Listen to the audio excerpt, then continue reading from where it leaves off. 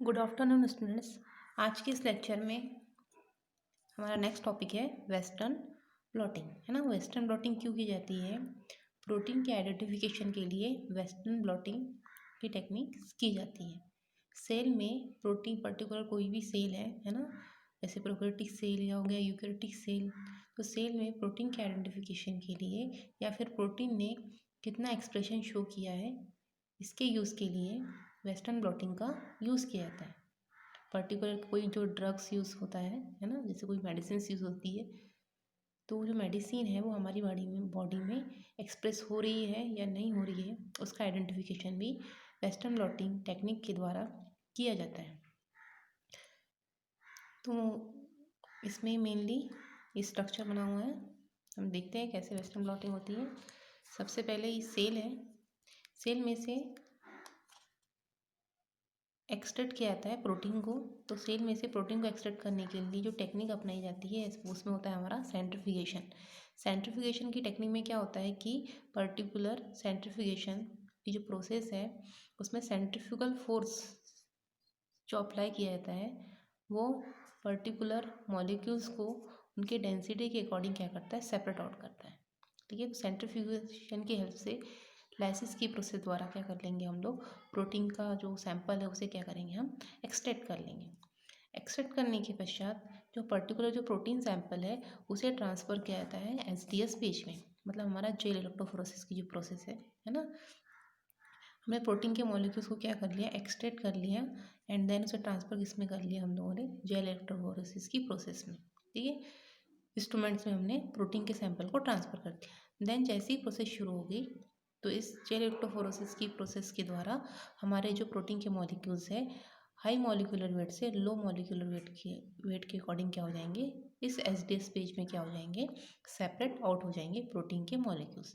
जितने प्रकार के भी जो प्रोटीन मॉलिक्यूल्स हैं उन पे जो चार्ज है वो नेगेटिव चार्ज है। देन इस पर्टिकुलर जो एसडीएस पेज को है उसे हम लेंगे और ट्रांसफ़र कर देते हैं हमारे नेक्स्ट टैंक में। ये हमारा टैंक बना हुआ है जिसमें बफर प्रेजेंट है। ठीक है, इस एसडीएस पेज को लिया देन ट्रांसफ़र, इस भाग में एसडीएस पेज है। ठीक है, देन क्या होगा, जैसे ही हम इस एसडीएस पेज को निकाल कर इसमें ट्रांसफ़र करेंगे, देन क्या होगा कि जो ये यहाँ पे बफर प्रेजेंट है। ठीक है, बफर में हमने एसडीएस पेज डाला हुआ है। ठीक है, ये बफर है, बफर में हमने एसडीएस पेज डाला हुआ है। ठीक है, ये हो गया हमारा, जहाँ से जो हम जेल निकालेंगे ना उसे हम जो जेल वाला जो पोर्शन है ना, वही हमारा एसडीएस पेज है। ठीक है, मतलब हमने इसके पहले भी पढ़ा था कि हम लोग जेल को एक्सट्रैक्ट करते थे, है ना, लेकिन वहाँ पे उस पर्टिकुलर जो पेज है ना, इसमें से जो पेज निकलेगा एक फ्रंट फॉर्म में जेल निकलेगी तो वो कहलाया हमारा, उसे हम एसडीएस पेज बोलते हैं। नॉर्मली हम क्या यूज़ करते हैं, जेल। देखिए यहाँ पे जेल रखा हुआ है, ये जो दिखा है ना पिंक कलर का, ये हमारा जेल है। जेल के बाद प्रेजेंट है हमारी मेम्ब्रेन, और ये जो खालिस्तान दिख रहा है इसमें प्रेजेंट है हमारा बफर। ठीक है, बफर के रूप में मेथनॉल का यूज़ किया जाता है, जो मेथनॉल को या ग्लाइसिन जो है इसमें प्रेजेंट होता है। बफर के एक साइड में, इस साइड में माइनस चार्ज होता है एंड साइड में क्या होता है, प्लस चार्ज होता है। जो प्रोटीन के जो मॉलिक्यूल्स है उसमें जो चार्ज है कैसा, नेगेटिव है ना, तो इस साइड नेगेटिव चार्ज है, इस साइड प्लस चार्ज। तो जो प्रोटीन के मॉलिक्यूल्स जैसी प्रोसेस स्टार्ट होगी, है ना, बफर टैंक को बंद कर दिया जाएगा, है ना, तो इलेक्ट्रिसिटी ऑन कर दी जाएगी। तो उस कंडीशन में क्या होगा, जो प्रोटीन के मॉलिक्यूल्स किस में प्रेजेंट है, जेल में प्रेजेंट है, वो किस ओर मूव करेंगे, वो इस ओर मूव नहीं करेंगे, क्योंकि इस ओर क्या चार्ज है, माइनस चार्ज है। ठीक है, माइनस चार्ज जो है कैथोड का होता है एंड प्लस चार्ज है किसका होता है, प्लस चार्ज है किसका होता है, प्लस चार्ज है वो किसका होता है, हमारे एनोड का होता है।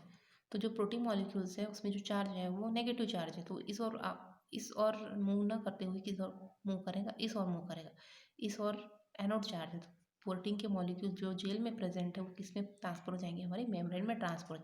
मेम्ब्रेन से ट्रांसफर होने के बाद, ठीक है, यहाँ से मेम्ब्रेन में ट्रांसफर होने के बाद जो प्रोटीन मॉलिक्यूल्स आ जाते हैं हमारे ट्रांसफर बफर में। ये ट्रांसफर बफर क्या करता है, पर्टिकुलर ट्रांसफर यहाँ पे प्रेजेंट होता है ट्रांसफर बफर। जो ट्रांसफर बफर होता है इसमें मेथनॉल या ग्लाइसिन से मिलकर बना होता है। ये क्या करता है, एसडीएस को रिमूव कर देता है। जब भी एसडीएस जो पेज से रिलेटेड कोई पार्ट हुआ इसमें उसे रिमूव कर देता है। मतलब जो जेल है ना, जेल का कोई पार्ट नहीं, सिर्फ जेल में जो प्रोटीन है वही पार्ट क्या होगा हमारे इसमें से क्या होगा, ट्रांसफर होगा।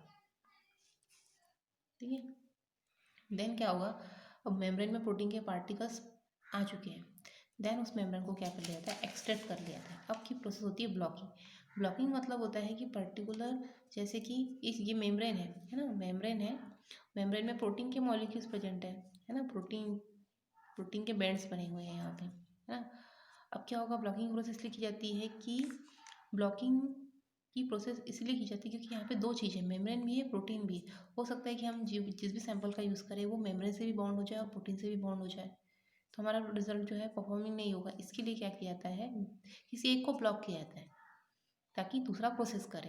तो ब्लॉकिंग करने के लिए किसका यूज़ किया जाता है, जैसे कि ड्राई मिल्क का यूज़ किया जाता है या फिर BSA का यूज़ करते हैं।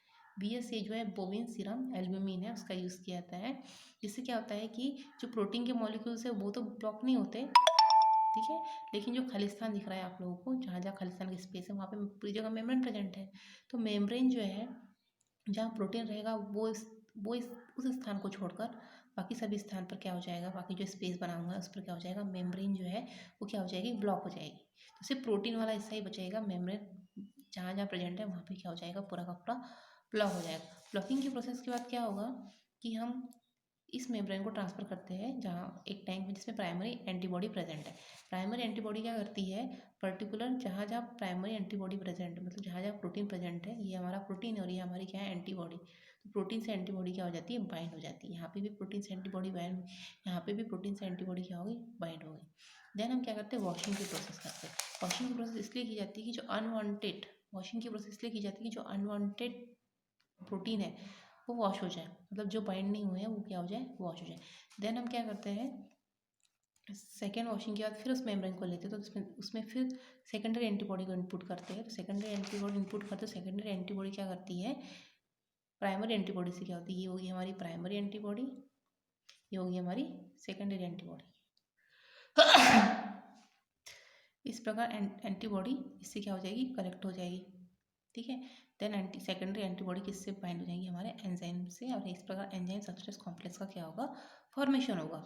देन इसे डिटेक्ट क्या करेगा, डिटेक्शन क्या करेगा, डिटेक्शन करेगा कि पर्टिकुलर ये जो हमने जिस भी एंटीबॉडी का यूज़ किया वो पर्टिकुलर एक्सप्रेस हो रही है, नहीं हो रही है, उसका जो डिटेक्शन है वो डिटेक्शन द्वारा क्या कर लिया जाएगा, डिटेक्ट कर लिया जाएगा कि हमारा जो प्रोटीन है वो एक्सप्रेस हो रहा है कि नहीं हो रहा है। देखिए यहाँ पे एक और चीज़ है कि यहाँ पे जैसे ही बाइंडिंग करता है तो एंटीजन एंटीबॉडी कॉम्प्लेक्स का फॉर्मेशन होता है, क्योंकि ये तो एंटीबॉडी का काम कर रहा है, तो ये किसका फॉर्म करेगा, एंटीजन का काम करेगा। तो इस प्रकार एंटीजन एंटीबॉडी का क्या हो रहा है, कॉम्प्लेक्स बन रहा है। तो इस प्रकार एंस्टन ब्लॉकिंग द्वारा हम किसी भी प्रोटीन के आइडेंटिफिकेशन का यूज़ एनालिसिस कर सकते हैं कि प्रोटीन एक्सप्रेस हो रहा है या नहीं हो रहा है, इसका आइडेंटिफिकेशन